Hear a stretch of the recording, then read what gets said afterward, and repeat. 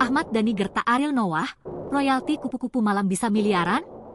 Netizen, Ariel anak eyang.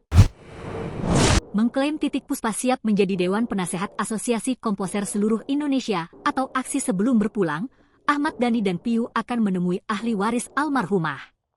Ia mengatakan akan meneruskan niat baik itu dan berjanji mengurus hak-hak ekonomi dari karya-karya Titiek Puspa agar bermanfaat bagi ahli warisnya.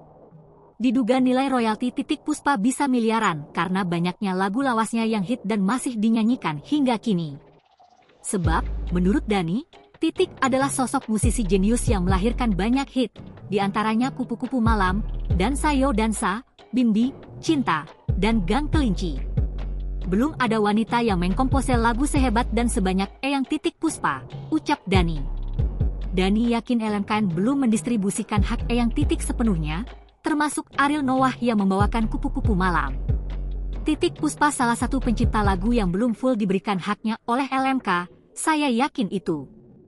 Padahal berapa banyak lagunya Titiek Puspa yang dinyanyikan, termasuk Noah juga kan, kata Ahmad Dhani di akun pribadinya, Jumat 11 April. Pentolan dewa ini berjanji, jika memiliki kewenangan kuasa untuk lagu-lagu eyang Titiek, maka dia yang akan menagih. Kita langsung telepon Ariel. Riel, jangan lupa lagunya eyang Titiek, Kupu-Kupu Malam, direct license, jelasnya. Sementara itu, Ketua Aksi, Piyu, juga mengatakan akan segera bertemu ahli waris dari Titiek Puspa dalam waktu dekat.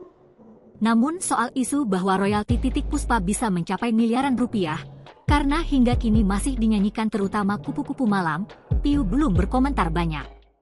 Karena di kita akan di DDL, Digital Direct License, seumpama Ariel Noah nyanyi lagu Kupu-Kupu Malam, harus direct license ke kami, tegas Piyu. Belum ada klarifikasi langsung dari Ariel Noah. Namun ex-vokalis Peter Pan itu sempat memposting kebersamaannya dengan Titiek. Dia berjanji akan menjaga warisan yang ditinggalkan. Download Tribun X sekarang, menghadirkan lokal menjadi Indonesia.